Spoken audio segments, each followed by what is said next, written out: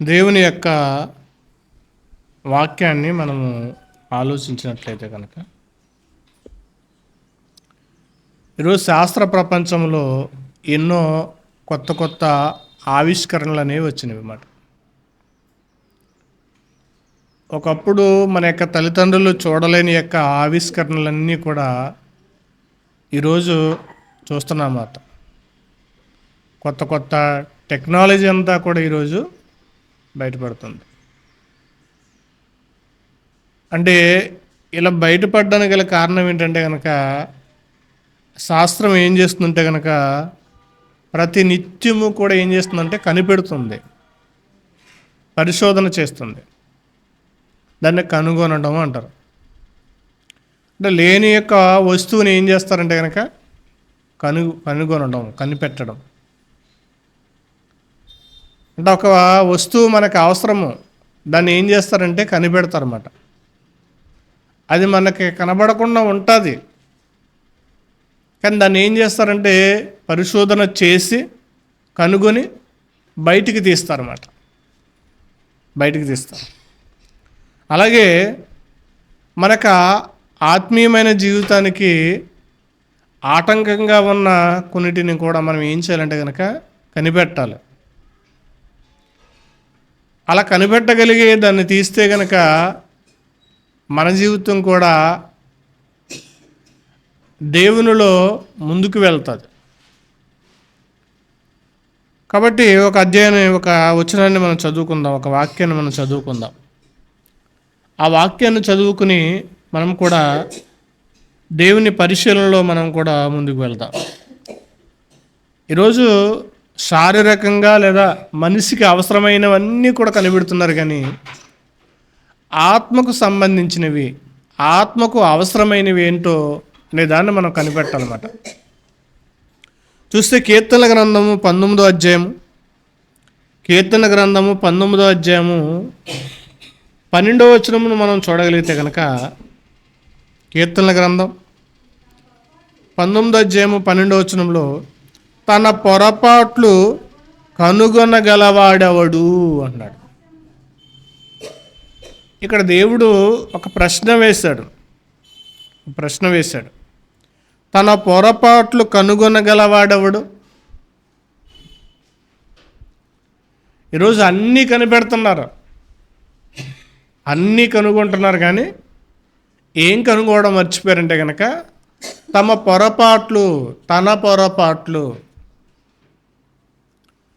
పొరపాట్లు అనేవి కనిపెట్టడం ఏం చేశాడంటే మనిషి పక్కన పెట్టేశాడు.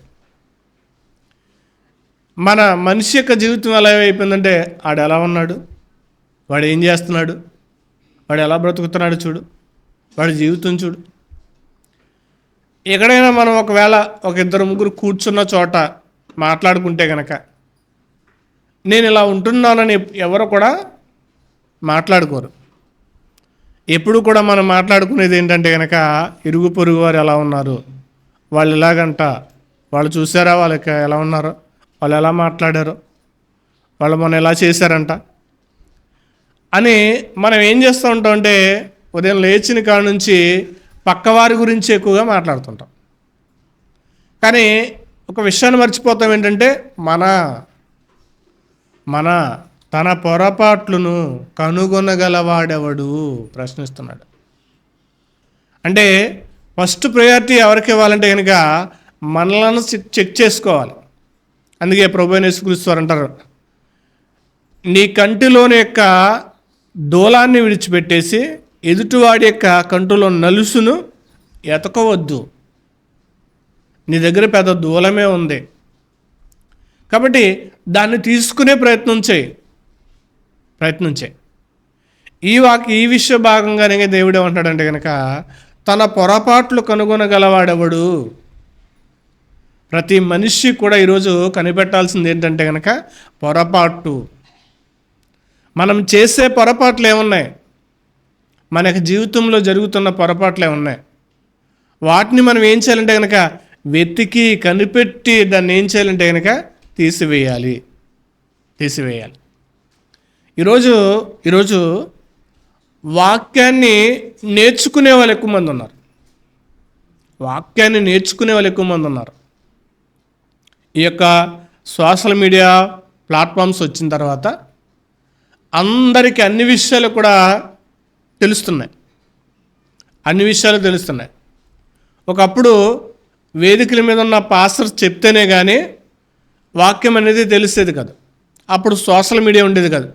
సభలకు వెళితే కనుక ఆ సభల్లో అక్కడ ఏదైనా ఒక కొత్త విషయాన్ని చెబితేనే కానీ తెలిసేది కాదు. ఆ టీవీలు కూడా అంతంత మాత్రాన ఉండేవి, తక్కువ మందికి ఉండేవి. ఈరోజు ఎలక్ట్రికల్ మీడియా వచ్చిన తర్వాత ప్రతి విషయము కూడా అందరికీ తెలుస్తుంది. కాబట్టి ఏం చేస్తున్నారంటే కనుక వాక్యాన్ని ఏం చేస్తున్నారంటే కనుక చర్చ చేస్తున్నారు.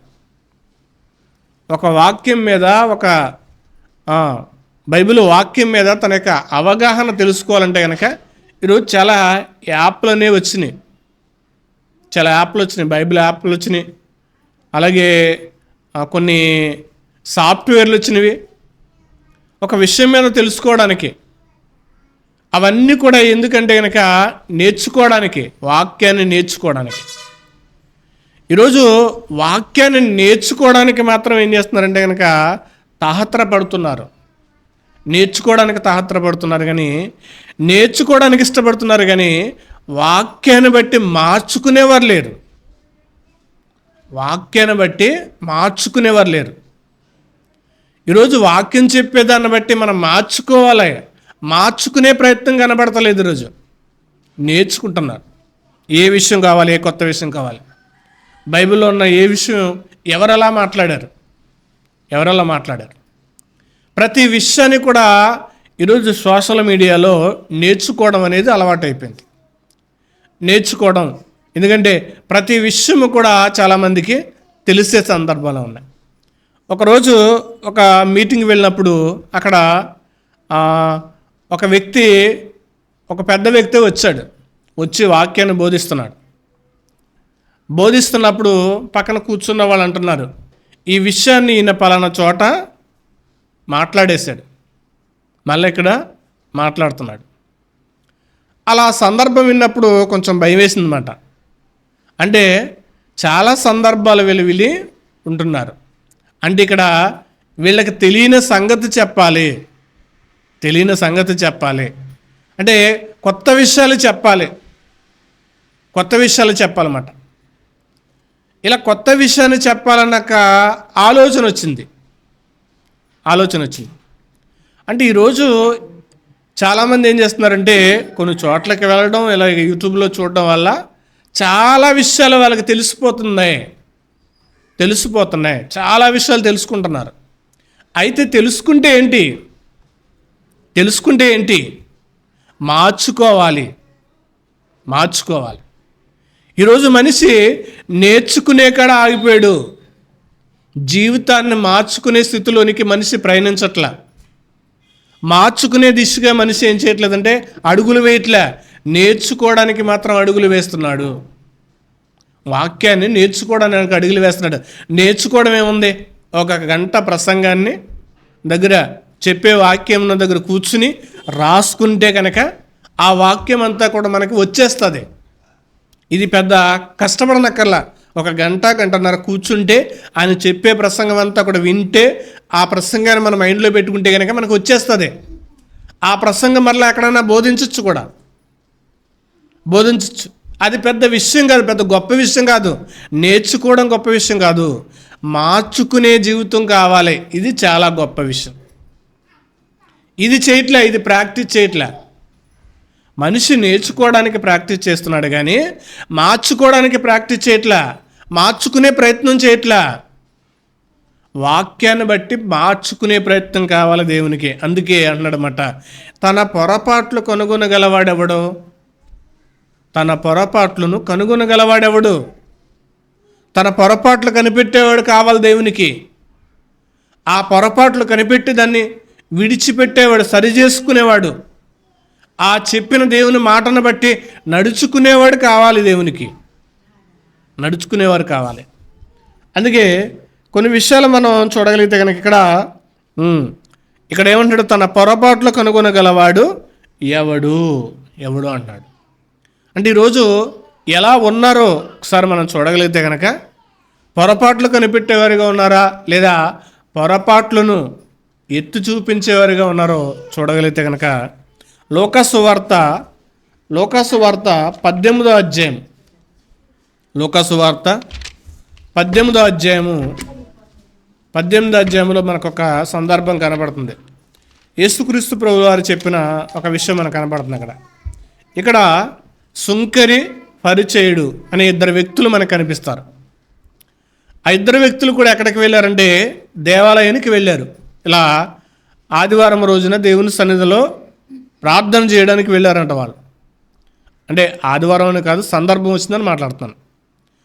వారు ఒక దినాన దేవుని మందిరంలోనికి వారు వెళ్ళారు. వెళ్ళి ఆ పరిచయుడు ఏమని ప్రార్థన చేస్తున్నాడంటే కనుక 11వ వచనం పరిచయుడు నిలవబడి, దేవా, నేను చోరులను, అన్యాయస్తులను, వ్యభిచారులైన ఇతర మనుషుల వలనైన ఈ సుంకరి వలనైనను ఉండనందుకు నీకు కృతజ్ఞతాస్తుతులు చెల్లిస్తున్నాను అంటున్నాడు. చూడండి, ఏమంటున్నాడు? తన పొరపాట్లు ఏమన్నా కనుగొంటున్నాడా? పరిచయుడు తన పొరపాట్లు ఏమన్నా కనుగొంటున్నాడా? లేదు, తన పొరపాట్లు కనుక్కోవట్లా.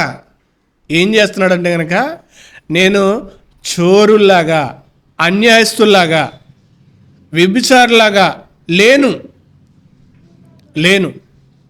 ఇదిగో ఈ సుంకరి వల్లేనైనను ఉండనందుకు నీకు కృతజ్ఞతాస్తుతులు చెల్లిస్తున్నాను.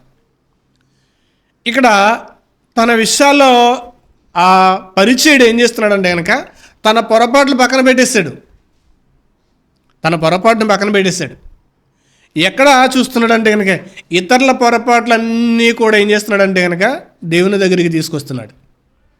ఇతరులు చేసే పొరపాట్లు ఎత్తు చూపిస్తున్నాడు, కానీ ఇతరుల పొరపాట్లను దేవునికి జ్ఞాపకం చేస్తున్నాడు, కానీ అప్పచెప్తున్నాడు, కానీ తన పొరపాటు అనేది ఒక్క విషయం కూడా తెలియజేయట్లేదు. తన పొరపాటు మర్చిపోయాడు. ఏం చేస్తున్నాడంటే కనుక ఇదిగో ఇతరుల పొరపాట్లు మాత్రమే జ్ఞాపకం చేస్తున్నాడు. ఈ సుంకరిని కూడా అక్కడ ఎత్తు చూపుతున్నాడు. ఈ సుంకరి వలనైనను ఉండనందుకు నీకు కృతజ్ఞతాస్తుతులు చెల్లిస్తున్నాను. దేవుని మందిరానికి మనం ఎందుకు వెళ్ళాలంటే కనుక మన పొరపాట్లు ఏవైతే ఉన్నావో వాటిని కనుగోవాలి, వాటిని మనము ఒప్పుకుని విడిచిపెట్టడానికి వెళ్ళాలి. మన పొరపాట్లు కనుగోవాలి. మనము చేసే ప్రతి పొరపాటు కూడా ఆయన దగ్గర ఒప్పుకోవాలి. కానీ ఈ పరిచయుడు ఏం చేస్తున్నాడంటే కనుక తన పొరపాట్ల లిస్ట్ ఎలా ఉందో తెలియదు, కానీ ఇతరుల యొక్క ప్రతి పరిస్థితిని కూడా ఏం చేస్తున్నాడంటే కనుక ప్రతి పొరపాటును ఏం చేస్తున్నాడంటే కనుక ఇదిగో దేవునికి అప్పచెప్తున్నాడు. అయితే సుంకరి ఏం చేస్తున్నాడంటే కనుక సుంకరి దూరముగా నిలుచుండి ఆకాశం వైపు కన్నులెత్తుటకైనా ధైర్యం చాలక రొమ్ము కొట్టుకునుచు, దేవా, పాపినైన నన్ను కరుణించు. అక్కడ సుంకరేమో వాళ్ళు వీళ్ళు అంటున్నాడు. క్షమించండి, సుంకరి కాదు, పరిచయుడు అయితే కనుక ఏమంటాడంటే వాళ్ళు వీళ్ళు లాగా లేనందుకు అంటున్నాడు. కానీ ఇక్కడ సుంకరి ఏమంటాడంటే కనుక ఇదిగో పాపినైన నన్ను, అంటే ఆయన కనుగొన్నాడు, నాలో ఉంది ఏంటంటే కనుక పాపము, నేను చేసింది ఏంటంటే కనుక పాపము, నేను చేసింది పాపం, కాబట్టి నేనే అంటున్నాడు. చూడండి, నేనే అంటున్నాడు. ఏమంటున్నాడు? ఇదిగో దేవా, పాపినైన నన్ను కరుణించు. ఆకాశం వైపు కన్నులెత్తడానికైనా నాకు ధైర్యం చాలట్లేదు. అంటే నీ ఎదుట నేను ఎలా ఉన్నానంటే కనుక చాలా పాపము చేసిన వాడిని. నీ ఎదుట తలెత్తుకోలేని పరిస్థితి కూడా నా దగ్గర ఉంది ప్రభువా. తలెత్తుకోలేని పరిస్థితి నాలో ఉంది. కాబట్టి పాపినైన నన్ను కరుణించు అంటున్నాడు. ఇక్కడ సుంకరి తన పొరపాట్లకు అనుకున్నాడు, తన పాపానికి అనుకున్నాడు. కానీ పరిచయుడు ఎదుటివారి మాత్రమే చూస్తున్నాడు, ఎదుటివారిలో ఉన్న లోపాలను మాత్రమే చూస్తున్నాడు, ఎదుటివారి యొక్క లోపాలను మాత్రమే కనిపెట్టాడు. అతడు కనిపించేదంట ఎదుటివారి యొక్క లోపాలు మాత్రమే కనబడుతున్నాయి. మన జీవితాలు కూడా ఒకవేళ ఇలా ఉన్నామేమో ఒకసారి మనం పరిశీలించుకోవాలి. మనం ఎదుటివారి గురించే మాట్లాడుతుంటే కనుక మన గురించి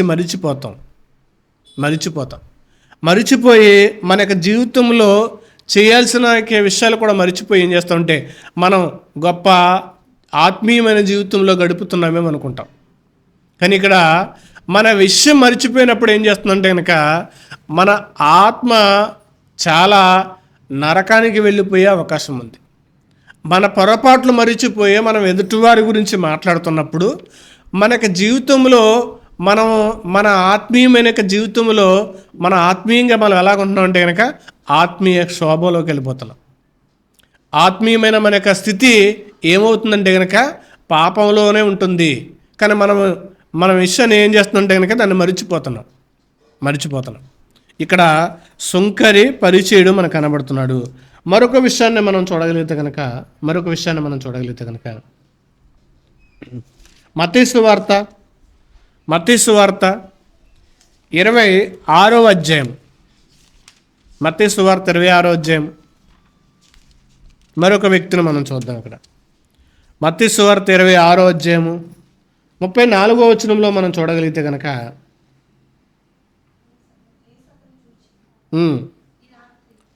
26-34 వచనంలో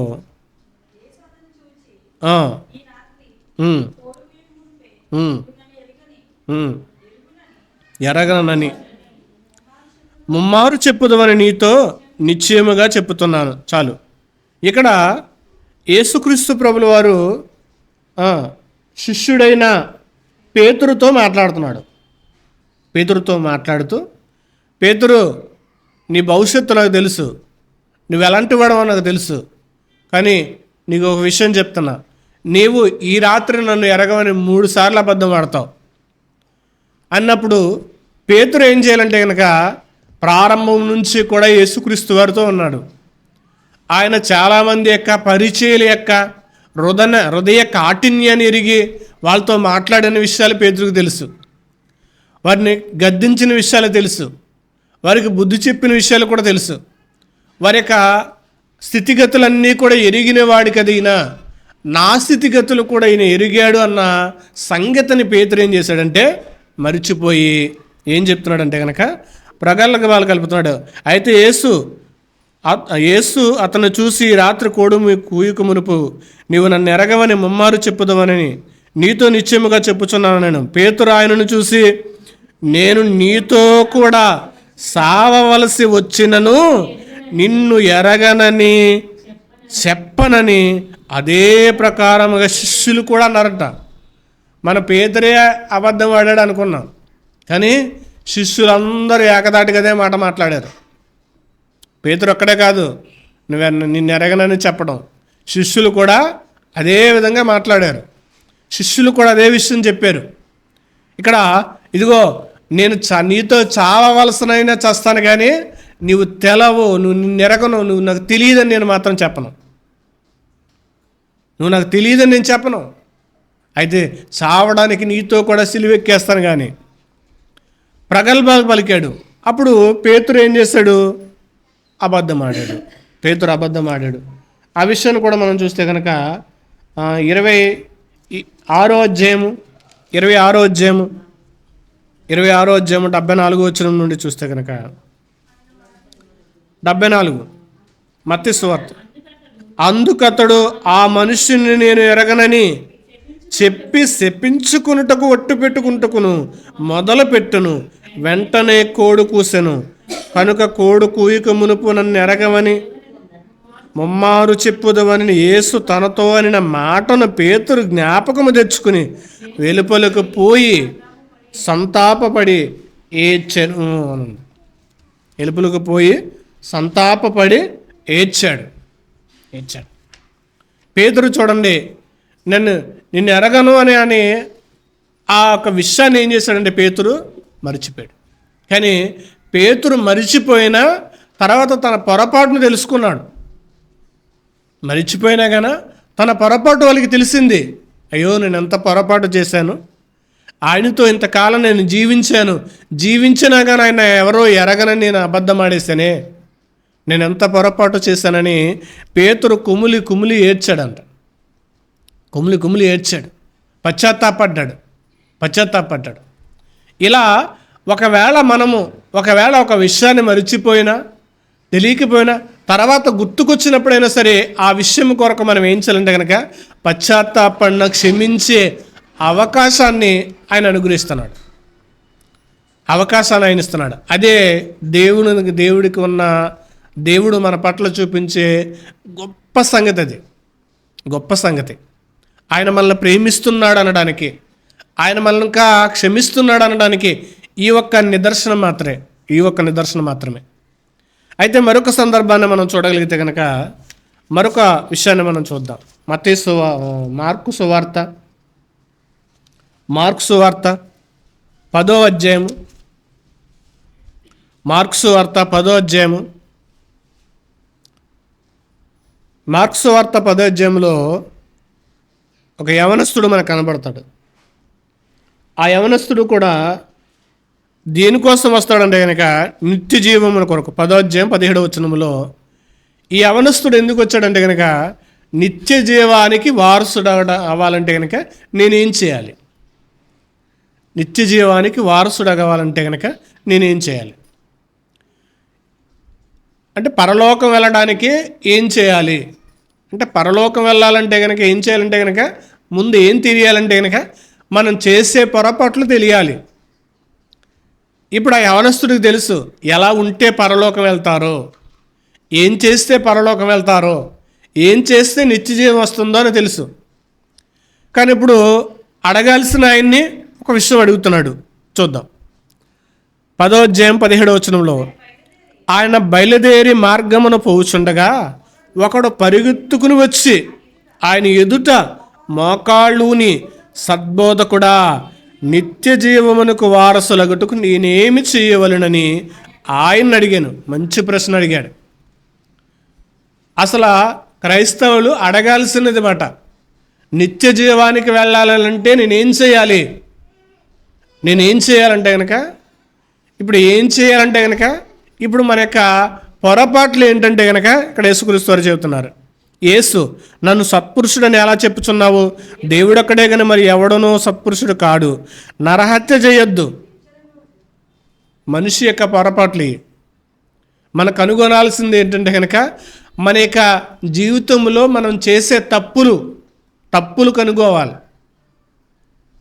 ఆ తప్పులను మనం కనుగొని ఏం చేయకూడదంటే చేయకోకూడదు. వాటిని చేయకోకుండా ఉంటే నిత్య జీవానికి వెళ్తాం. అదే చెప్తున్నాడు. నరహత్య చేయవద్దు, వ్యభిచరించవద్దు, దొంగిలింపవద్దు, అబద్ధ సాక్ష్యం పలకవద్దు, మోసపుచ్చవద్దు, నీ తల్లిదండ్రులను సన్మానింపమనే ఆజ్ఞలు నీకు తెలియను కదా అని అతనితో చెప్పాను. అందుకు బోధకుడా బాల్యము నుండి ఇవన్నీ అనుసరించుచుంటునని చెప్పాను. యేసుక్రీస్తు వారితో అంటున్నాడు, ఇవి తెలుసు కదా, ఇవే పొరపాటు, ఇవి చేయకూడదు. ఇవి నీ జీవితంలో చేస్తే గనక మీరితే గనక నువ్వు నిత్య జీవానికి అర్హుడు కాదు అని యేసుక్రీస్తు వారు చెప్పారు. అప్పుడు యవనస్తుడు ఏమన్నాడంటే, ఇవి నేను బాల్యం నుండి నెరవేరుస్తున్నాను. నేను సండే స్కూల్ నుంచి వెళ్తున్నప్పుడు ఒక సండే స్కూల్కి వెళ్ళిన ఆట నుంచి నేర్చుకున్నాను. అవి నాకు వచ్చు, నేను అవి చేస్తున్నా.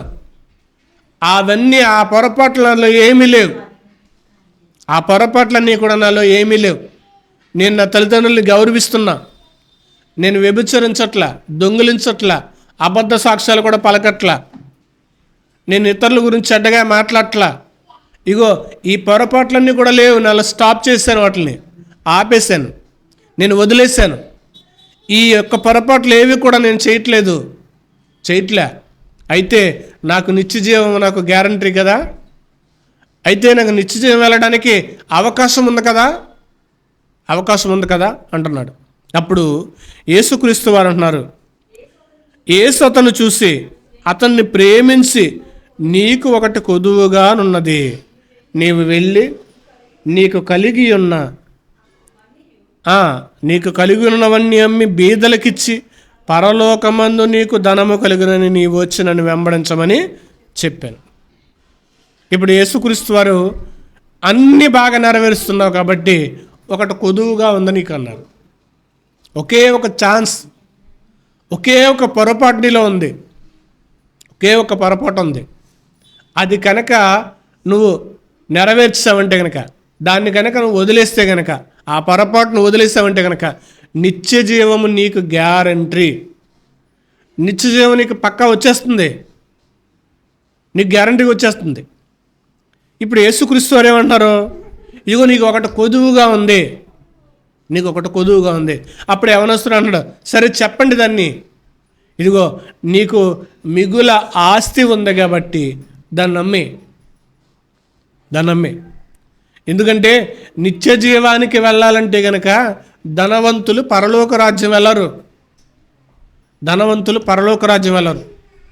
కాబట్టి నీ ఆస్తి అనేది నిన్ను పరలోకానికి వెళ్ళకోకుండా నీకు పొరపాటుగా నిలిచింది, నీ ఎదుట నిలిచింది. నిత్య జీవానికి నిన్ను ఆటంకంగా నీ ఎదుట నిలబడి ఉన్నది ఏంటంటే కనుక నీ ఆస్తే. దాన్ని అమ్మేసి బీదలకిచ్చి నన్ను వెంబడించు అని యేసుక్రీస్తు వారు ఎప్పుడైతే చెప్పాడో తన పొరపాటును పక్కన పడేసి, అవసరమైతే నిత్య జీవమైనా నేను వదులుకుంటాను కానీ నా ఆస్తిని మాత్రం వదులుకోలేను. నిత్య జీవమైనా నాకొద్దు. ఈ భూమి మీద ఉన్న నా సంపద నాకు ఏం చేస్తుందంటే కనుక గౌరవాన్ని ఇస్తుంది, నా ఆస్తి నాకు గౌరవాన్ని ఇస్తుంది. కాబట్టి నాకు ఆస్తి కావాలి తప్ప నాకు నిత్య జీవం వద్దు అని చిన్నబుచ్చుకుని వెళ్ళిపోయాడు. తన పొరపాటు ఒకటే. ఆయన 99% ఏం చేశాడంటే కనుక నిత్య జీవానికి అడుగుపెట్టే అవకాశాలు ఉన్నాయి. ఒకటే ఒక మిస్టేక్, ఒకటే ఒక పొరపాటు. ఆ పొరపాటును ఏం చేయలేకపోయాడంటే కనుక ఆయన వదలలేకపోయాడు, ఆ తప్పును వదలలేకపోయాడు. నిత్య జీవానికి వెళ్ళడానికి ఆయనకి ఆటంకంగా ఉన్న ఒక పొరపాటును ఆయన ఏం చేయలేకపోయాడంటే వదులుకోలేకపోయాడు. ఈరోజు మనము నిత్య జీవానికి వెళ్ళడానికి మనలో ఒక పొరపాటు అనేది ఉన్నా కూడా మనము నిత్య జీవానికి వెళ్ళలేము. ఒక పొరపాటు ఉన్న నిత్య జీవానికి వెళ్ళలేము. దాన్ని మనం ఏం చేయాలంటే కనుక తెలుసుకుని దాన్ని ఏం చేయాలంటాడంటే కనుక వదిలివేయాలి అంటున్నాడు. విడిచిపెట్టాలి. తన పొరపాట్లను కనుగొనగలవాడెవడు? అక్కడ పరిచయుడు తన పొరపాట్లు కనిపెట్టలేకపోయాడు, సుంకరి తన పొరపాటు తెలుసుకున్నాడు. ఇక్కడ ఈ ఆస్తి గల ఈ యవనస్తుడు కూడా ఏం చేశాడంటే తన పొరపాట్లు ఇదిగో ఒక దాన్ని ఏం చేశాడంటే కనుక తెలిసి కూడా ఏం చేశాడు, దాన్ని వదిలేశాడు. దాన్ని ఇంకా పట్టించుకోకుండా దాన్ని ఏం చేశాడంటే కనుక వదిలివేశాడు. కొదువుగా ఉన్న ఒక దాన్ని అతడు ఏం చేయలేకపోయాడంటే కనుక నెరవేర్చలేకపోయాడు. మరొక సందర్భాన్ని మనం చూసినట్లయితే కనుక సమూయేలు రాసిన మొదటి గ్రంథము 15వ అధ్యాయం. సమూయేలు రాసిన మొదటి గ్రంథం 15వ అధ్యాయం 11వ వచనం నుండి చూస్తే గనక ఇక్కడ సౌలుని దేవుడు అమాలేకుల మీదకి యుద్ధానికి వెళ్ళమంటాడు. దేవుడు సౌలుని యుద్ధానికి వెళ్ళి అమాలేకులందరినీ కూడా చంపేసేయి, అమాలేకులని కూడా దేన్ని కూడా తీసుకురావద్దు, కాల్చేయి అన్నాడు. సౌలు ఏం చేస్తాడంటే కనుక యుద్ధం చేసి అందరిని చంపివేసి రాజును, బలిసిన ఎడ్లను, ఆవులను మాత్రమే తీసుకుని వస్తాడు. తీసుకుని వచ్చిన తర్వాత నేను యుద్ధాన్ని గెలిచేనక విజయ విహారతో విజయ గర్వంతో ఏం చేశాడంటే కనుక ఊగిపోతూ నేను విజయాన్ని సాధించానని మురిసిపోతాడు. అప్పుడు సమూయేలు ఆ రాత్రి ఏం చేస్తాడంటే కనుక నిద్రపోడు. చూడండి, సౌలు నన్ను అనుసరింపక వెనుక తీసిన ఆజ్ఞ గైకొనకపోయిన గనుక అతడు రాజుగా నిర్ణయించినందుకు నేను పశ్చాత్తాపడుచున్నాను. అందుకు సమూయేలు క్రోపావేశుడై రాత్రంతయు యెహోవాకు మొరపెట్టుచున్నాడు. రాత్రంతా యెహోవాకి మొరపెట్టాడు. నేను సౌలును అభిషేకించినందుకు తప్పు చేశాను. అంటే సౌలు చేసిన పొరపాటును ఏం చేశాడంటే మర్చిపోయాడు. అప్పుడు ఉదయం కాగానే సమూయేలు లేచి సౌలును ఎదుర్కొనుటకు పోగా సౌలు కర్మేలుకు వచ్చి అక్కడ జయసూచకమైన శిలను నిలిపి తిరిగి గిల్గానుకు పోవునను సమాచారం వినును. తరువాత సౌలునొద్దకు రాగా సౌలు యెహోవా వలన నీకు ఆశీర్వాదము కలుగును గాక, యెహోవా ఆజ్ఞను నేను నెరవేర్చుదనగా. ఏమంటున్నాడు? యెహోవా వలన ఆశీర్వాదం ఉందును గాక అని ఎవరు అనాలి? సమూయేలు అనాలి. సౌలుని ప్రవక్త అనాలి. నువ్వు యెహోవా వలన ఆశీర్వాదం పొందావు, దేవుడు చెప్పిన ఆజ్ఞ నెరవేర్చావు సౌలు, దేవుని వలన నీవు దీవింపబడింది గాక. చూడండి, ప్రవక్తలందరూ కూడా విజయాన్ని పొందుకొచ్చిన రాజులను దీవిస్తారు. పాత నిబంధన చరిత్రలో చూస్తే కనుక ప్రవక్తలు రాజులను దీవిస్తారు. ఇక్కడ రివర్స్. ఎందుకని? తన పొరపాటును కప్పుపెట్టేశాడు. సౌలు తన పొరపాట్లన్నీ కూడా పక్కన కప్పేశాడు, దాచేశాడు. ఇప్పుడు సమూయేలు ఏం చేస్తున్నాడు? దీవిస్తున్నాడు, పొగుడుతున్నాడు. అంటే సమూయేలుని పొగిడితే కనుక ఇప్పుడు సమూయేలు మురిచిపోతాడు అనుకున్నాడు. సమూయేలు మురిచిపోయి నన్ను ఇంకా దీవించేస్తాడు అనుకున్నాడు. చాలామంది వచ్చి మేము దేవునికి ఇలా చేసాం అలా చేసామని మాట్లాడుతుంటారు. గొప్ప గొప్ప విషయాలన్నీ కూడా చెప్తారు, దేవుని కోసం ఇలా చేసాం మేమని. అవన్నీ కూడా దేవుడు పరిగణిస్తాడు. కానీ నువ్వు చేసే పొరపాట్లు కూడా దేవుడు పరిగణిస్తాడన్న సంగతిని ఏం చేస్తారంటే మర్చిపోతారు. మనం దేవునికి చేసేవే చెప్తాం, కానీ నువ్వు చేసేవి కప్పుపిచ్చుకుని మాత్రం దేవునికి చేసేవి చెప్పొద్దు. సౌలు అదే చేశాడు. ఏమంటున్నాడు? తరువాత అతన్ని సౌలు వద్దకు రాగా సౌలు యెహోవా వలన నీకు ఆశీర్వాదం నుందును గాక, యెహోవా ఆజ్ఞ నేను నెరవేర్చుతాననగా సమూయేలు అలాగైతే నాకు వినబడుచున్న ఈ గొర్రెల అరుపులు ఎక్కడివి, ఈ ఎడ్ల రంకులు ఎక్కడివి? నువ్వు ఆజ్ఞ నెరవేర్చానంటున్నావు.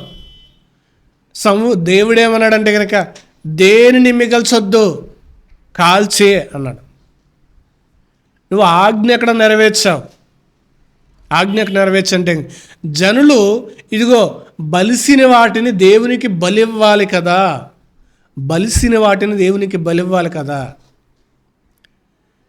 ఆజ్ఞ నెరవేర్చుకోకుండా బలమైన అర్పణ దేవునికి ఇచ్చినా ఆయన అంగీకరించడు. ఆజ్ఞ నెరవేర్చి అల్పమైనది అర్పించిన దేవుడు అంగీకరిస్తాడు. ఆజ్ఞ నెరవేర్చి అల్పమైనది అర్పించు అని స్వీకరిస్తాడు. ఆజ్ఞ నెరవేర్చకుండా బలమైనది దేవునికి అర్పిద్దామని తీసుకుని వచ్చాడు సౌలు. ఆజ్ఞ నెరవేర్చలే, కానీ బలమైన వాటిని తీసుకుని వచ్చాడు. ఎడ్లను, ఆవులను తీసుకుని వచ్చాడు. అప్పుడు చూడండి, అందుకు సౌలు అమాలేకుల యొద్ద నుండి జనులు వీటిని తీసుకుని వచ్చిరి.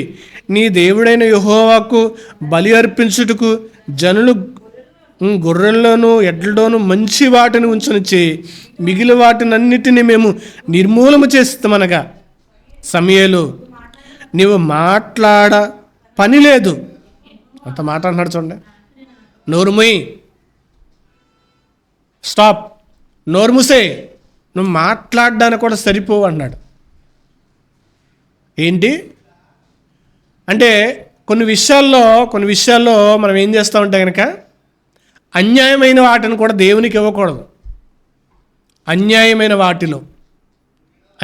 వాటిలో అంటే ఈరోజు చాలా చోట్ల అప్పు ఇచ్చిన విషయంలో, అంటే వడ్డీకి ఇచ్చిన విషయంలో కూడా దాన్ని దేవునికి ఇచ్చి గొప్పగా ఫీల్ అయ్యేవారు ఉంటారు. అన్యాయం అంటే మోసం చేసి సంపాదించిన దాంట్లో దేవునికి ఇచ్చి గొప్పగా ఫీల్ అయ్యేవాళ్ళు ఉంటారు. మోసం చేసిన దాంట్లో, అన్యాయమైన దాంట్లో, లంచము తీసుకున్న దాంట్లో అవి దేవునికి ఇచ్చి నేను ఏం చేస్తున్నానంటే కనుక నేను తీసుకున్నాను, ఓకే, దేవుని పనికి ఉపయోగిస్తాను కదా, ఇది దేవుని పనికి ఉపయోగిస్తున్నాను, ఇది దేవునికి ఉపయోగపడుతుంది కదా, నాకు నేను సొంతానికి వాడుకోవట్లేదు కదా అని సొంత తెలివితేటలు ఉపయోగిస్తారు. సౌలుకి లాగా సొంత తెలివితేటలు. ఇలా సౌలు కూడా అదే ఆలోచన చేసి సమూయేలు, నువ్వు మాట్లాడ పని లేదు, నోరు మూసుకో, యెహోవా రాత్రి నాతో సెలవిచ్చిన మాట నేను నీకు తెలియజేతును, విను.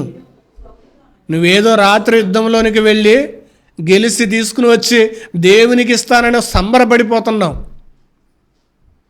నువ్వేం చేసావో రాత్రి దేవుడు నాకు చెప్పాడు. నువ్వేం చేసావో అంటే దేవుడు నీ పొరపాట్లన్నీ కూడా రాత్రి గమనిస్తున్నాడు. దేవుడు నా పొరపాట్లన్నీ కూడా గమనిస్తున్నాడు. నేను చేసే ప్రతి అరాచకాన్ని, ప్రతి పాపాన్ని దేవుడైన చూస్తున్నాడు. అందుకే దావీదు అంటాడు, రాత్రి వేళ నా అంతరి దినములు నాకు బోధిస్తున్నవి, నా అంతరంధ్యములు నాకు బోధిస్తున్నవి. రాత్రి వేళ నా అంతరంధ్యములు నాకు ఎందుకు బోధ చేస్తున్నాయి? దేవుడు రాత్రే చూస్తున్నాడు కాబట్టి. అయితే ఇక్కడ ఇంకా నువ్వు నోరు మూసే, రాత్రి అందుకు సమూయేలు, నీ దృష్టికి నీవు అల్పుడుగా ఉన్నప్పుడు ఇశ్రాయేలు గోత్రములకు శిరసైతివి. యెహోవా నిన్ను ఇశ్రాయేలు మీద రాజుగా అభిషేకించెను, మరియు యెహోవా నిన్ను సాగనంపి నీవు పోయి పాపాత్ములైన అమాలేకులు నిర్మూలన చేయము, వారుకు లయమగు వరకు వారితో యుద్ధము చేయమని సెలవిచ్చనగా నీవు ఎందుచేత యెహోవా మాట వినక దోపుడు సొమ్ము మీద ఎగబడి ఆయన దుష్టుకు కీడు చేసితివి అన్నాడు. దోపుడు సొమ్ము, అదే ఇప్పటివరకు చెప్పాను కదా, లంచములో, అన్యాయం సొమ్ములో, దోచుకునే దాంట్లో, ఇవన్నీ కూడా అన్యాయమైన సొమ్ము. అవి దేవునికి అసలు తీసుకురావద్దు. అవి ఇవ్వకపోయినా పర్లా. అవి ఇచ్చి దేవునికి ఏదో మహిమపరిచేస్తున్నాం అనుకుంటే కనుక దేవుడు అస్సలు అంగీకరించడు, అస్సలు ఇష్టపడడు. కష్టార్జితములో కొంచెమైనా మేలు అంటాడు. కష్టార్జితంలో కొంచెమే మేలు. ₹1 ఇచ్చినా కానీ పర్లా కష్టార్జితంలో. అందుకే అక్కడ ధనవంతులు 1000 మంది ఉండిలో డబ్బులు ఇస్తున్నా కానీ బీద విధవరాలకి 2 కాసులే లెక్కించాడు ఆయన, రాశాడు ఆయన. ఈమె మీకంటే ఎక్కువ ఇచ్చింది అన్నాడు. ఎందుకని? ఆమె యొక్క కష్టార్జితం, ఆమె కష్టార్జితం.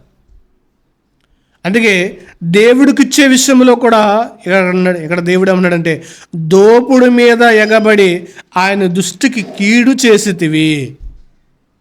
చేసితివి. అందుకు సౌలు, ఆ మాట అనవద్దు, నేను యెహోవా మాట విని యెహోవా నన్ను పంపిన మార్గమునకు పోయి అమాలేకులు నిర్మూలన చేసి తిని, అయితే గిల్గాలోను నీ దేవుడైన యెహోవాకు బలి అర్పించుటకు జనులు సపుతమైన గొర్రెల నెడ్లను ముఖ్యమైన వాటిని తీసుకొచ్చి ఉన్నారని సమూయేలుతో చెలవిచ్చగను. జనులు తీసుకొస్తే నువ్వు చెప్పాలి కదా. ఏ సొమ్ము దేవునికి అర్పించాలో కూడా దైవజనుడు చెప్పాలి సంఘానికి. ఏది దేవునికి ఇవ్వాలో కూడా చెప్పాలి. ప్రీతికరముగా అంటే నీకు ఇష్టం లేకుండా కూడా ఏది కూడా ఇవ్వకూడదు.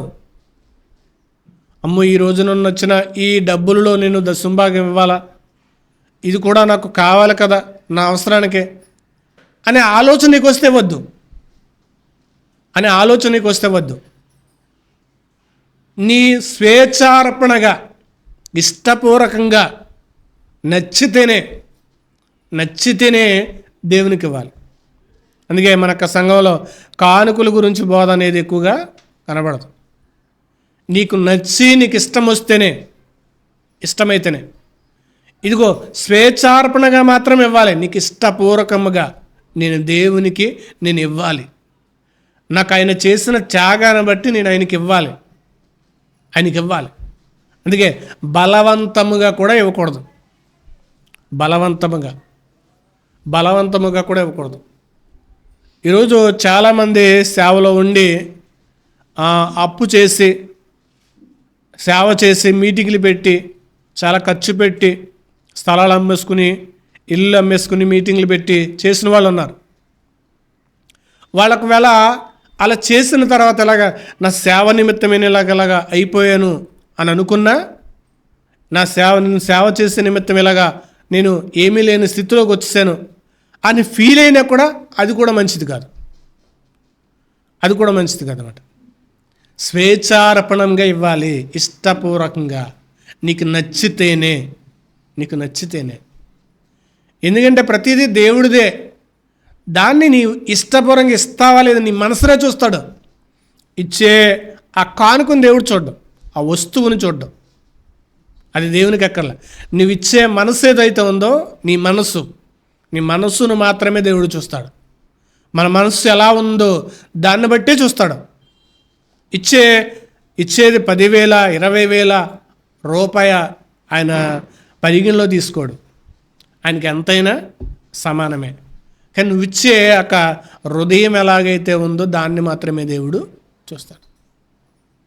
అందుకే అపోస్తలులందరూ కూడా తమకు కలిగినదంతా ఏది కూడా తమదే అనుకోలేదంట. తమదే అనుకోలేదంట. అంటే ఇచ్చేటప్పుడు కూడా మనం మనదే అనుకునేవ్వకూడదంట. మనదే అనుకుని చాలామంది ప్రార్థన చేయించుకున్నప్పుడు చేతులు పెడతారు కానుక. అంటే ఆ కానుక ఇచ్చేది కూడా కుడి చేతికి ఇచ్చేది ఎడం చేతికి తెలియకూడదు అని ప్రభువారు చెప్పారు. అంటే ఇది ఇస్తున్నా అంటే నేను ఎక్కువ ఇస్తున్నాను అన్న భావన కూడా వెళ్ళిపోద్ది. అది చేతులు పెడుతున్నా అంటే కనుక అది నేను ఇస్తున్నప్పుడు ఇది నేను ఇస్తున్నా, ప్రత్యేకంగా ఇస్తున్నా. అంటే చాలామంది చోట్ల ప్రత్యేకమైన కానుకలు అని అంటారు కదా, ప్రత్యేకమైన కానుక అంటారు. ప్రత్యేకమైన కానుక అంటే ఆ నెలలో ఏదో దశంభాగం ఏదో తీసి ఇవ్వడం ప్రత్యేకమైనది. ఇది ప్రత్యేకమైన కానుక. అంటే సంచులేసేది ప్రత్యేకం కాదా, దేవునికి ప్రత్యేకమైనదిగా ఇవ్వండి. దేవునికి ప్రత్యేకమైనదిగా, మనిషికి ప్రత్యేకమైనదిగా ఇవ్వక్కర్లా. అలాగేం దేవుడు చెప్పలా. నాగక్క ఒకసారి అంటది, ఇంటికి వెళ్ళినప్పుడు ప్రార్థన చేసినప్పుడు ఊరికినే ప్రార్థన చేయించుకోకూడదు, చేతులు పెట్టాలి అంటది. అలాగేం దేవుడు చెప్పలా. దేవుడు ఒకవేళ నీ దగ్గర లేదా దాన్ని దేవుడు బాధపడ్డు, ఇచ్చినా బాధపడ్డు, ఇవ్వకపోయినా బాధపడ్డు. ఆయన గుణగణాలు చూడండి, ఆయన లక్షణాలు చూడండి. ఆయన చెప్పేది చెయ్యాలి. ఆయన చెప్పేది చేస్తే ఆయనకి నచ్చుతాం. అంతేగాని ఒక సేవకుడు ఇంటికి వచ్చాడు కదా కాను ఖచ్చితంగా ఇవ్వాలి అని దేవుడు అక్కడ ఆజ్ఞ రాయించాల. చాలామంది బల్లారాధన రోజుల్లో అప్పుడు కానుక వేయాలి అనేవారు. అప్పుడు చిన్నప్పుడు చర్చికి వెళ్ళినప్పుడు అక్కడ నారాయణ బాపాలు చర్చికి వెళ్ళినప్పుడు బల్లారాధన తీసుకెళ్ళినప్పుడు అందులో కాను ఖచ్చితంగా వేయాలి. అవే నేర్పించారు. సేవకుడు వచ్చినప్పుడు కానుక ఇవ్వాలి, లేకపోతే బల్లారాధన రోజున ప్రత్యేకమైన కానుక వేయాలి. ఇవి మాత్రమే నేర్పించారు, కానీ ఇవి మాత్రమే నేర్చుకుంటున్నారు. కానీ దేవుడు చెప్పే ఆజ్ఞ పాటించకపోతే ఆయన ఎంత బాధపడతాడో అన్న ఆ వాక్యాన్ని మాత్రము హృదయంలోనికి వెళ్ళట్లేదు. దేవుడు చెప్పిన మాట పాటించకపోతే మనం పొరపాటు చేస్తున్నాం. దేవుడు ఇచ్చే విషయంలో, తినే విషయాల్లో దేవుడు పట్టించుకోడు. కానీ దేవుడు చెప్పిన ఆజ్ఞలు ఉన్నాయి, కమెంట్స్ అంటారు వాటిని. ఈ ఆజ్ఞ ఏదైతే ఉన్నావో అవి పాటించాలి. ఆజ్ఞలు పాటించాలి, దేవుడు చెప్పినవి పాటించాలి. దేవుడు చెప్పనివి ఏం చేయాలంటే కనుక అవి మనం జ్ఞాపకం చేసుకోవాలి. పాటించవద్దన్నవి జ్ఞాపకం చేసుకోవాలంతే. ఇక్కడ సౌలుకి దేవుడు అమాలేకీలందరినీ నిర్మూలన చేసి రా అన్నాడు. కానీ సౌలు ఏం చెప్తున్నాడు? ఇదిగో నేనేం చేస్తానంటే దేవునికి బలిగా తీసుకుని వచ్చా, దేవునికి ఇవ్వాలి తీసుకొచ్చా, దేవునికి నేను అది మొక్కుకున్నా, దేవునికి నేను అది ఇస్తాననుకున్నా. ఇవి మొక్కుబళ్ళు. అయితే ఇక్కడ జనులు మొక్కుకున్నారంట దేవునికి బలిగా ఇవ్వడానికి తీసుకుని వచ్చామని.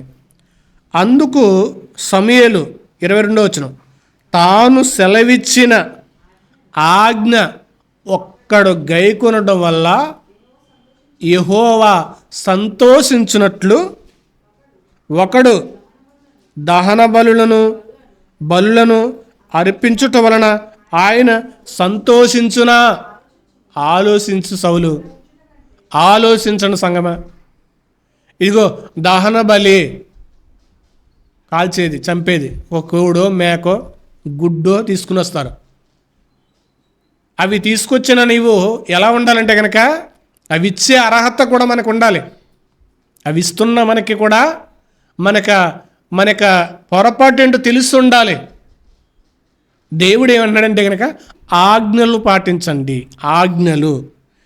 అందుకు సమూయేలు తాను సెలవిచ్చిన ఆజ్ఞ ఒకడు గైకొనడం వలన యెహోవా సంతోషించినట్లు.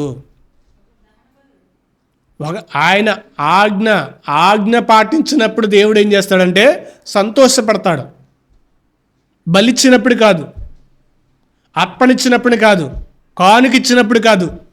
కానుకిచ్చినప్పుడు దేవుడు సంతోషపడ్డా. అసలు నువ్వు ఇచ్చే కానుక ఎంతైనా కూడా దేవుడు అసలు సంతోషపడడు, ఆయనకి సంతోషం ఉండదు.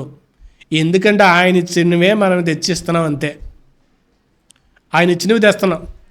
ఈరోజు పనికి వెళ్తున్నాం, ఒక 500-600 వస్తున్నాయి. ఆ కష్టానికి దేవుడు మనకు ఊపిరిచ్చాడు, బలాన్ని ఇచ్చాడు. దాంట్లో తీసుకుని వచ్చింది ఒక 100 రూపాయలు ఇస్తున్నాం. మరి ఈ కష్టాన్ని నడిపించిన దానికి ఏమిస్తున్నావు? అంతా ఇవ్వాలి. కానీ ఏమన్నాడు ఆయన? ఆ కష్టానికి నువ్వు ఇచ్చే 100 రూపాయల కంటే నా ఆజ్ఞ పాటించావంటే కనుక, నేను చెప్పినట్టుగా బ్రతికావంటే, నీ పొరపాటు ఏదో తెలుసుకున్నావంటే, నువ్వు ఆజ్ఞ పాటిస్తే నేనేం చేస్తానంటే నువ్వు ఇచ్చే దానికంటే నేను ఎక్కువ సంతోషపడతాను, నేను సంతోషపడతాను అన్నాడు. ఒకడు సెలవిచ్చిన ఆజ్ఞ ఒకడు గైకుంట వలన యెహోవా సంతోషించినట్లు ఒకడు దహన బలులు అర్పించుట వలన సంతోషించిన. ఆలోచించము, బలులు అర్పించుట కంటే ఆజ్ఞ గైకొనుటయు, పొట్టేలు క్రొవ్వును అర్పించుట కంటే మాట వినుట శ్రేష్టము. మాట వింటేనే శ్రేష్టం, ఆజ్ఞ గైకుంటేనే శ్రేష్టం. నీ పొరపాటు తెలుసుకుంటేనే దేవునికి శ్రేష్టం. నీ పొరపాటు తెలుసుకుని కనుగొని దాన్ని విడిచిపెడితేనే దేవునికి శ్రేష్టం. అదే నచ్చుతుంది. దేవుడు సంఘాన్ని ఎందుకు ఏర్పాటు చేశాడంటే కనుక సంఘంలో సిద్ధపాటు జరగడానికి. అంటే దిద్దుబాటు ఎందుకంటే కనుక మనకు పొరపాట్లు ఏవైతే ఉన్నావో అవన్నిటిని మనం ఏం చేయాలంటే సరి చేసుకుని ఆయన సన్నిధిలో ఒప్పుకుని విడిచిపెట్టడానికి. సౌలు తన పొరపాటు మరిచిపోయి దేవునికి హితోపదేశం చేస్తున్నాడు, దేవునికి ఏదో బలిచ్చేస్తున్నాడని ఉప్పొంగిపోయాడు. దేవునికి మనం ఏదన్నా గొప్పగా ఇచ్చేస్తున్నప్పుడు ఉప్పొంగిపోతుంటాం. దేవునికి మనం ఏదన్నా ఇస్తే, ఏదన్నా అర్పణ తెస్తే మనం ఉప్పొంగుతాం. ఎక్కువ కానుకిస్తున్నప్పుడు చాలామంది ఏం చేస్తారంటే ఉప్పొంగుతారన్నమాట. నేను ఈరోజు ఎంత దేవునికి ఇచ్చానని. చాలా సంఘాల్లో ఈ నెలాఖరు రాగానే పాస్టర్ గారి యొక్క ముఖం ఏమవుతుందంటే చాలా బ్రైట్నెస్ అయిపోద్ది, వెలిగిపోద్ది. ఎందుకని? నెలాఖర ప్రత్యేకమైన కానుకలు ఉంటాయి. ఇంకా ప్రత్యేకంగా ఎక్కువ ఇచ్చిన వాళ్ళందరూ కూడా చాలా ధీమాగా వచ్చి కూర్చుంటారు. అది ఆ పాస్టర్ గారిని సంతోషపరచడానికి తప్ప దేవుని సంతోషపరచడానికి పని చేయదు. దేవుణ్ణి సంతోషపరచాలంటే కనుక నువ్వు ఆజ్ఞ గైకొన్నప్పుడు అప్పుడు ఫీల్ అయితే కనుక అప్పుడు ఫీల్ అవ్వచ్చు. ఆజ్ఞ గైకొన్నప్పుడు మనం ఫీల్ అవ్వచ్చు, గర్వపడవచ్చు కూడా, హృదయంలో ఉప్పొంగొచ్చు, ఆనందపడవచ్చు. ఆనందపడచ్చు ఆజ్ఞ గైకొన్నప్పుడు. ఇక్కడ సౌలు దేవుని యొక్క ఆజ్ఞను ఏం చేశాడంటే కనుక పాటించాలి. తన పొరపాటు మర్చిపోయి నేను దేవునికి బలిస్తున్నాను కదా అనుకున్నాడు.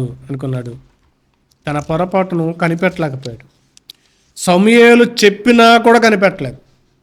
ఇక్కడ వాక్యం ద్వారా బోధింపబడుతున్న మన తప్పులు మనము కనిపెట్టకపోతే, దాన్ని విడిచిపెట్టకపోతే సౌలులా రాజరికం నుంచి దిగిపోయే అవస్థ వచ్చింది. చేసిన తప్పు వల్ల రాజుగా ఉండే అర్హత దిగిపోయాడు. తర్వాత మరొక విషయాన్ని చూద్దాం. సమూయేలు 2వ గ్రంథం 12వ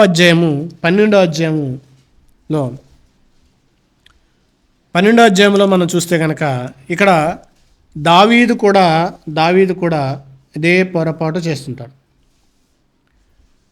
ఇక్కడ మనం తెలుసుకోవాల్సింది ఏంటంటే కనుక ఒక ఎదుట వ్యక్తి లేకపోతే సేవకుడు వాక్యాన్ని బోధించినప్పుడు, మన యొక్క పొరపాటులను మనం చెప్పినప్పుడు వాటిని ఏం చేయాలంటే కనుక తెలుసుకోవాలి, పశ్చాత్తాపడాలి, ఎదురు తిరగకూడదు. అక్కడ సౌలు చేసిన దాన్ని బట్టి సమూయేలు హెచ్చరిక చేసిన సౌలు సరి చేసుకోవడం మానేసి చెప్పడం ప్రారంభించాడు. ఇక్కడ దావీదు కూడా సేమ్ పొరపాటు చేశాడు. అప్పుడు నాతాను ప్రవక్తను పంపించి నాతాను దావీదు దగ్గరికి వెళ్ళి, దావీదు, ఇదిగో ఒక వ్యక్తి ఉన్నాడు, సామాన్యమైన వ్యక్తి, ఒక మహా గొప్పవాడున్నాడు, ఆస్తి ఎడ్లు అన్నీ కలిగి ఉన్నాడు. కానీ సామాన్యమైన వాడికి ఒక గొర్రె పిల్ల ఉన్నది, దాన్ని ప్రేమగా చూసుకుంటున్నాడు. దాన్ని ఆశ్రయించి దాన్ని ఆక్రమించుకుని దాన్ని లాగేసుకున్నాడు. ఇతడికి ఏ తీర్పిస్తావన్నప్పుడు దావీదు ఏం చేశాడంటే వెంటనే కోపముతో రగిలిపోయి వాడిని నిశ్చయముగా మరణశిక్ష గలవాడని అంటాడు. అప్పుడు దావీదు 4వ వచనం చూస్తే కనుక 5వ వచనం, దావీదు ఈ మాట విని ఆ మనుషుని మీద బహు కోపగించుకుని, యెహోవా జీవముతోడు నిశ్చయముగా ఈ కార్యము చేసిన వాడు మరణపాత్రుడు. అంత దౌర్జన్యం అని పని చేస్తాడా అన్నప్పుడు వాడు కనికరం లేక ఈ కార్యము చేసిన కనుక ఆ గొర్రెలకు పిల్లలకు ప్రతిగా 4 గొర్రె పిల్లను ఇవ్వాలనని నాతాను దావీదును చూసి, ఆ మనుష్యుడువు నీవే,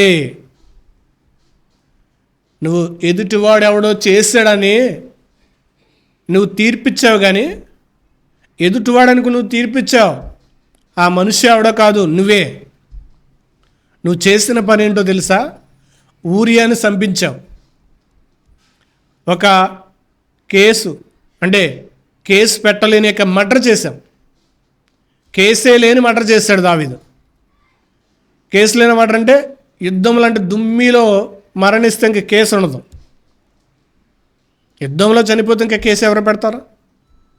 కేసులోని యొక్క మరణ ప్రోత్సాహం చేశాడు, అతడికి మద్యం దాబిచ్చాడు, అతను చంపించాడు, తన భార్యతో పాపం చేశాడు, తన భార్యని తీసుకుని వచ్చి తన భార్యగా చేసుకున్నాడు.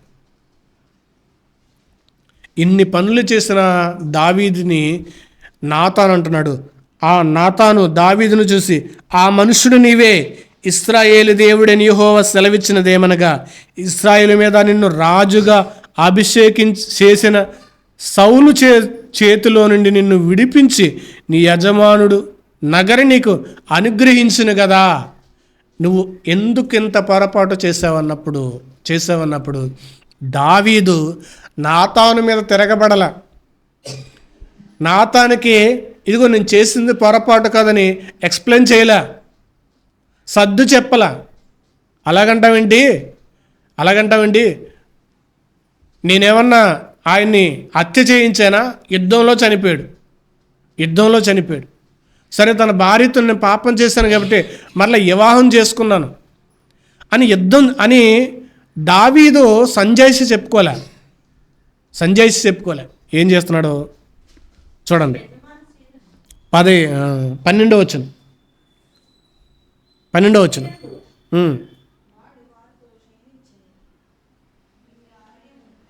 కాదు కాదు కాదు 13వ వచనం. నేను పాపము చేసితనని దావీదు నాతానుతో అనగా, నాతాను నీవు చావకుండానట్లు యెహోవా నీ పాపమును పరిహరించెను. దావీదు పొరపాటు ఏంటో అర్థమైపోయింది. దావీదు చేసిన పొరపాటు దావీదుకి అర్థమైపోయింది. ప్రవక్త వచ్చి చెప్పాడు, ఇప్పుడు నేను సంజాయిషి చెప్పుకోకూడదు. ఇదిగో నేను అలా చేశాను ఇలా చేశాను, ఇది పొరపాటు కాదని చెప్పుకోకూడదు. నేను పాపము చేసి తిని, నేను చేసింది 100% పాపమే అని దావీదు తన పాపాన్ని ఏం చేశాడంటే కనుక ఒప్పుకున్నాడు. ఒప్పుకున్నప్పుడు ఏమయ్యాడు? కనికరం పొందుకున్నాడు.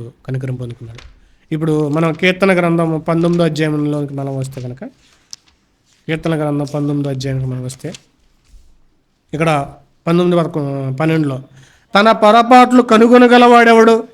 నేను రహస్యముగా చేసిన తప్పులను క్షమించి నన్ను నిర్దోషినిగా తీర్చుము. నేను చేసిన పొరపాట్లు, రహస్యముగా చేసిన పొరపాట్లు, తన పొరపాట్లు కనుగోవాలి. రహస్యముగా చేసినవి ఉంటాయి, వ్యక్తిగతంగా చేసిన పొరపాట్లు ఉంటాయి, వ్యక్తిగతంగా ఎవరి మీదైనా పొరపాటు చేసిన ఉంటాయి. రహస్యముగా చేసిన పాపాలు, ఎవరికి తెలియకుండా చేసే పాపాలు కూడా ఉన్నాయి. వాటిని కనుగొని ఒప్పుకుని విడిచిపెట్టేవాడు ఏమవుతాడంటే కనికరం పొందుకుంటాడు. విడిచిపెట్టేవాడు కనికరం పొందుతాడు. మొదట పొరపాట్లను కనుగోవాలి. సుంకరి తన పొరపాటు కనుగొన్నాడు, నీతిమంతుడిగా తీర్చబడ్డాడు. యవనస్తుడు ధనవంతుడు తన పొరపాటు ఏది చేయట్లేదు, ఇవన్నీ నేను పాటిస్తున్నా, నాకు కాకపోతే ఎవరికి ఉంటుంది నిత్యజీవం అనుకున్నాడు. ఒకటే ఒక పొరపాటు ఉంది బాబు నీ దగ్గర, అది చెయ్యి నీకు నిత్యజీవానికి వెళ్తావు అంటే, ఆ పొరపాటు నాది కాదు, నేను అది అసలు చెయ్యనక్కర్లేదు, నాకు అది నిత్యజీవం నాకు వద్దే వద్దు, నాకు అవసరంలా, నిత్యజీవం నాకు లేకపోయినా బ్రతికేస్తాను, ఈ భూమి మీద నేను జడ్జగా బ్రతుకుతాను అనుకున్నాడు. వెనక్కి వెళ్ళిపోయాడు. పేతురు చేశాడు, తను చేసిన పొరపాటును తెలుసుకున్నాడు, పశ్చాత్తాపడ్డాడు, ఏడ్చాడు.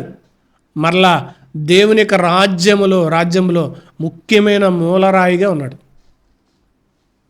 పేతురు రాయి, సంఘానికి రాయి, నువ్వు బండలంటుడివి, నీ మీద నువ్వు సంఘాన్ని కడతానన్నాడు.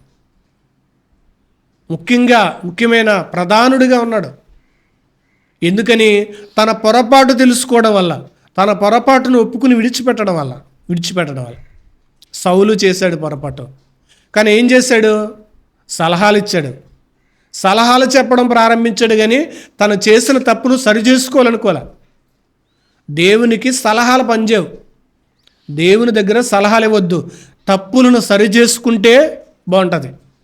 సలహాలు ఇస్తుంటే ఏదన్నా, ఈరోజు చాలా బోధలు ఉన్నవి సమాజంలో. ఆ బోధలకు ఏం చేస్తారంటే దాన్ని తప్పు అని ఒప్పుకోవడానికి అవతల వాళ్ళు ఒప్పుకోరు, యువతల వాళ్ళు ఒప్పుకోరు. ఒక బోధ విషయంలో కూడా ఈరోజు ఇది తప్పు అని ఎవరైనా చెప్తే దాన్ని సరి చేసుకునేవారు లేరు. ఇద్దరిదే రైట్గానే చూపిస్తున్నారు. ఆ మధ్యకాలంలో విగ్రహాలకు అర్పించినవి తినొచ్చా, చాలా పెద్ద డిబేట్లే జరిగినవి, వేల మంది చూశారు. ఎవడు కూడా క్లారిటీ ఇవ్వాల, సరి చేసుకోవట్లా. చేసిన బోధ తప్పు అయినప్పుడు సరి చేసుకోవట్లా. దానికి ఏం చేస్తున్నారు? ఎక్స్ప్లెయిన్ ఇస్తున్నారు, ఇదిలాగా. దేవుడు ఒకటి చెయ్యొద్దు అని ఆజ్ఞ ఇచ్చినప్పుడు, ఆజ్ఞ ఉన్నప్పుడు దాన్ని చేయకోకూడదు. ఆజ్ఞ కమెంట్, ఈ ఆజ్ఞ ఉన్నప్పుడు మనిషి చేయకోకూడదు. ఆజ్ఞ ఉంటే కనుక దాన్ని మనిషి మీరకూడదు. సౌలు కూడా అదే చేశాడు. ఇది కాదు ఎక్స్ప్లెయిన్ చేశాడు. నేను ఎందుకు తెచ్చానో తెలుసా? దేవునికి బలి అర్పించడానికి. దేవుడికి బలిస్తే దేవుడు పరవశించిపోతాడు కదా. కాదు బాబు, దేవుడికి బలిస్తే పరవశించడం, నువ్వు ఆయన మాట విన్నప్పుడు దేవుడు పరవశిస్తాడు. ఆయన ఆజ్ఞ విన్నప్పుడు దేవుడు పరవశిస్తాడు. దేవుడు నిన్ను గూర్చి తన్మయము చెందుతాడు ఆజ్ఞ పాటించినప్పుడు. ఆయన ఆనందపడతాడు. ఆజ్ఞ పాటిస్తే. సౌలు ఆజ్ఞ పాటించుకోకుండా ఏం చేశాడు? చెప్పాడు, బోధ చేశాడు సమూయేలుకి. ఇది అని బోధ చేశాడు. కాదు, నిన్ను రాజుగా తొలగించేస్తున్నాను. దావీదు చేశాడు, కానీ దావీదు వెంటనే పశ్చాత్తాపడ్డాడు. ఎందుకంటే వచ్చిన శాసనం ఎక్కడి నుంచి వచ్చిందంటే దేవుని దగ్గర నుంచి వచ్చింది ఆజ్ఞ. ఇప్పుడు దేవుడే నాతాన్ను పంపించాడంటే కనుక నా పొరపాటు ఇంకా కప్పుపిచ్చుకుంటే కనుక నేను ఈ రాజరిక వ్యవస్థ నుంచి నేను వైదొలిగిపోవాలి. దేవుడు ఆజ్ఞ పంపించినప్పుడు నా పొరపాటు నేను గుర్తెరిగి ఆయన పాదాల దగ్గర పడకపోతే నన్ను క్షమించడు. దావీదు ఏం చేశాడంటే తన పొరపాటు తెలుసుకుని వెంటనే దేవుని పాదాల దగ్గర పడ్డాడు. వెంటనే దేవుడు క్షమించాడు. ఈరోజు మనం కనిపెట్టాల్సింది ఏంటంటే మన పొరపాట్లు.